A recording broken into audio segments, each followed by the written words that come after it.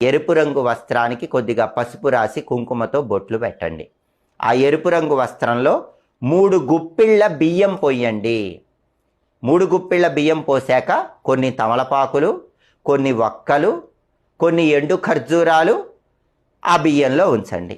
వాటితో పాటు కొన్ని రూపాయి నాణ్యాలు, ఒక 11 రూపాయి నాణ్యాలు కూడా ఆ బియ్యంలో ఉంచి ఆ ఎర్ర వస్త్రాన్ని మూటగట్టి ఆ మూటను గణపతి దగ్గర ఉంచి నమస్కారం చేసుకోండి. ఇదే గణపతికి కట్టే ముడుపు.